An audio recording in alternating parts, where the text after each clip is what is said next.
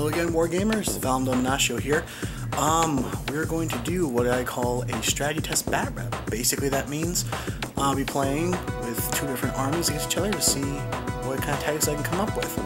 Right now, I'm going to be doing 2,000 points of Orks versus Eldar because A, I don't have any experience playing with Eldar, and B, I have a little experience playing Orks as well. So let's see what I can come up with for both armies. So let's see what happens. So, we're going to start setting up a battle from the Fighting a Battle section on page 118 of the Warhammer 40,000 Holy Tome. It's the rule book, that's the leather-bound one. Anyway, let's begin. So, the first thing we're going to do is roll the mission. I roll a d6, and then I confer to later pages of this book to indicate what mission we'll be playing on. So, here we go. 6. According to the rule book, we are playing the Relic. So let's flip to page 131. Here we are, the Relic. Okay, so we are playing the Relic. The Relic basically means there is only one objective on the battlefield, and basically the objective can be moved by a capturing model. Basically that means only infantry basically can capture the Relic. You can only move up to 6 inches in the movement phase, and you can be marked in a transport vehicle, but it can't move more than 6 inches as well. It can be transferred to a friendly unit that's in base contact. If the model is killed, the Relic is dropped and is treated as an objective. At the end of the game, the Relic is worth 3 victory points to the person who controls it. Basically, the first player to slay the opponent's warlord gets an extra victory point. First blood, whoever destroys a unit wholly gets an extra victory point. And line breaker means if you have a unit, surviving unit that is not falling back in the enemy's deployment zone, you score an extra victory point. This applies to both players. Now we are going to roll for deployment map. Let's do it. Alright, now we're determining how the table halves are going to be set up, so here we go. On 1, we're playing the Dawn of War format. Basically that means we're playing long ways. So the next thing to do would be to set up the terrain, as well as roll for terrain density limit. So let's get started.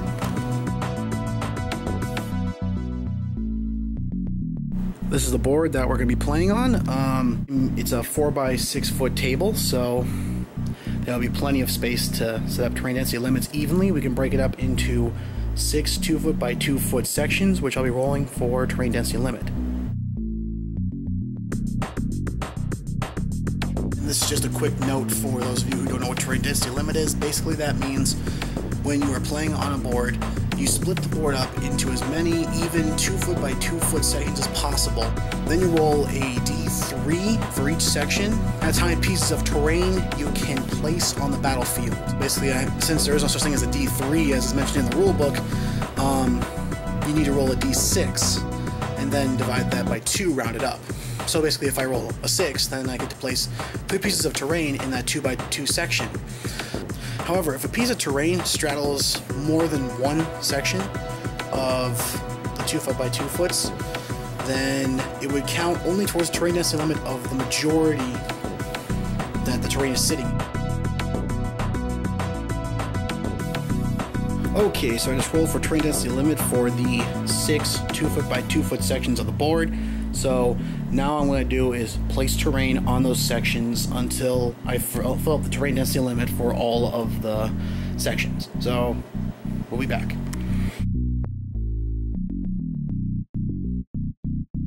Okay, here's the finished board.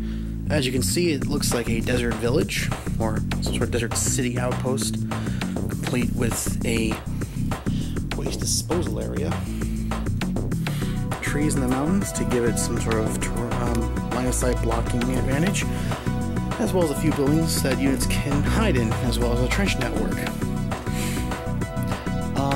If you're standing I have agreed that standing behind the trees confers a 5+ cover save. They are not mysterious forests. Same goes for that one over there. We have a ruins here, which is a 4+ cover save. A fortified bunker, providing a 3+ cover save. A ruined building, again, 4+ cover save. Moving through the waste disposal counts as dangerous terrain, confers a 4+ cover save. That ruined structure over there, 4+ cover save. Trench now will provide a 5+ cover save. Hiding behind these hills counts as a 5+ cover save, and hiding in these structures over here confers a 4+ cover save as well. Alright, now that cover saves have been declared, we will roll for deployment. And now, ladies and gentlemen, we are rolling for Warlord Traits. Ghazghkull is going to roll on the personal traits table. Let's see what he gets. 1. Master of Defense. The Warlord and his unit have the counterattack special rule while they are in their own deployment zone. That is relevant considering that Ghazghkull... No, he doesn't. No, okay, so yeah. Ghazghkull and his unit have the counterattack special rule while they're in their own deployment zone. Okay. Now let's see what Eldrad has in terms of Warlord traits. He's going to roll on the strategic traits table. 5. So, divide to conquer. Whilst your warlord is alive, your opponent has -1 modifier to reserve rolls. That's irrelevant considering that all the units for the orcs are on the board, but I have to take it anyway. So, without further ado,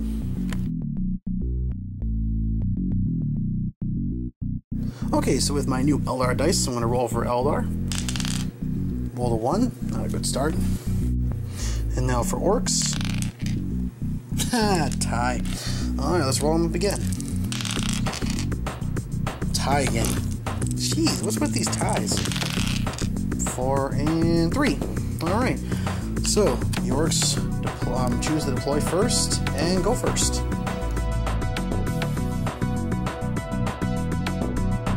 This is the 2K strong orc list, so let's have a look at the composition, shall we? The Warlord is Ghazghkull Thraka, accompanied by a squad of Meganobs. The Meganobs have combi shooter rocket launches. They're mounted up in a truck-dedicated transport with red paint job and grot riggers. Over here, the other HQ choice is a War Boss with Power Claw, Twinning Shooter, Cyborg Body, and Heavy Armor. Then we have an 8-strong squad of Knobs. The Knobs all have big choppas, heavy armor, as well as cyborg bodies. We also have a Pain Boy, just for shits and giggles, to give him feel no pain. The War Boss and his squad are mounted up in a battle wagon with a kill cannon, as well as a regular cannon, just to see what happens. Behind them, we have a 6-strong squad of Ludas with a mech. Then the main troop moving by the force is a 30-strong squad of Ard Boys. Basically, that means they're all orcs with better armor, giving them 4+ armor save rather than 6. They're being led by a Knob with a Power Claw. And then over here, we have a 10-strong squad of boys led by a Knob. The Knob has a big choppa, twirling shooter, heavy armor, and a boss pole for morale purposes, because there's so few of them. Yeah, the last troop choice we have is a 20-strong squad of Ork boys, led by a Knob also with a Power Claw and boss pole, and they're mounted up in a battle wagon with a Zap Gun and Death Roller, as well as a red paint job, just to see what happens. Last but not least, we have a squadron of Def Copters, all with custom Mega Blasters. Alright, so that's the Orc list. I'm going to set them up on the table now, then I'll show you what the Eldar look like.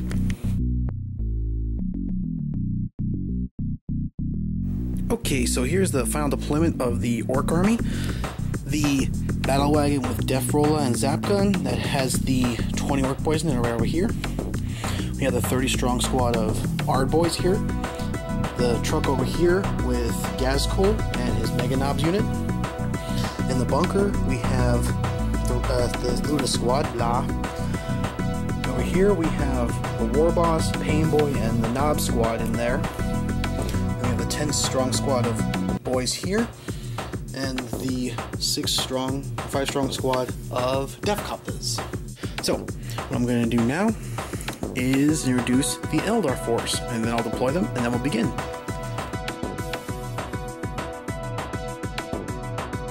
Alright, this is my Eldar 2000 point force. Let's see what the composition is. First off, we have the Avatar of Cain. He is not going to be my Warlord today. It's actually going to be Eldrad Ulthran. He's my Warlord. He is attached to a squad of Howling Banshees, which are all mounted up in this Wave Serpent. The Wave Serpent has Twirling Bright Lances and a Shuriken Cannon. Next up, we have a squad of Eldar Rangers, which I've upgraded to Pathfinders instead, so that they can have AP2 shots on a 5 or better when rolling to wound. Next up, we have a squad of 5 Dire Avengers. They're going to be a reactionary force to assist in whatever elements of the Eldar Strike Force that need assistance. Behind them, we have a squad of 10 Dire Avengers. Almost forgot. The Dire Avengers have an Exarch upgrade who has a Dire Sword and Shuriken Pistol. The 10 squad, Dire Avenger squad behind them, has a Dire Sword and Shimmer Shield. Just to let you know, both have the Defend Exarch powers.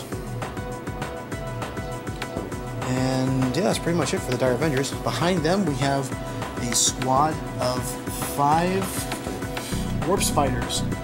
Warp Spiders have an Exarch with a additional Death Spitter, as well as Power Blades. I also gave them the Surprise Assault and Withdraw Exarch powers. Over here, we have a squad of 10 Eldar Guardians. The Eldar Guardians all have Shuriken rifles. Sorry, Shuriken catapults, I apologize.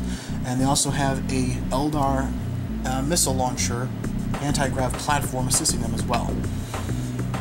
In front of them, we have a squad of 5 Dark Reapers. Dark Reapers have an Exarch with the Tempest launcher, as well as the Fast Shot and Crack Shot special rules for the Exarch power. Over here, we have a Fire Prism. The Fire Prism has Hollow Fields and Spirit Stones, as well as Dueling Shuriken Catapult and a Prism Cannon. And last but not least, we have a squad of 6 Fire Dragons, led by an Exarch with a Fire Pike. The squad also benefits from the Tank Hunters and Crack Shot Exarch powers. The squad of Fire Dragons is mounted in a Falcon Grav Tank with a Bright Lance and a Hollow Fields. I almost forgot to mention that the Wave Serpent also has a Shuriken Cannon, Vectored Engines, Star Engines, and Twin Link Bright Lances. So yeah, that's it for the composition, and now I'm going to deploy them. Alright, the Eldar are fully deployed and ready to go. We have the Falcon Grav Tank with the Fire Dragons inside of them.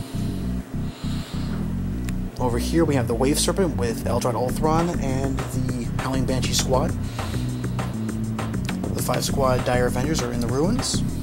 The Guardian squad is manning the trenches, led by the Avatar of Cain. Behind them is the Fire Prism to provide covering fire. And the 10 strong Dire Avenger squad behind the wall so they can assist the Guardians as they need to. We have the Pathfinders that are prepared to take down anything that gets close enough. And over here, the Dark Reapers to take out any armor that decides to get in their viewfinders. And the Warp Spiders are going to be in reserve. So all I have to do is place the objective and begin.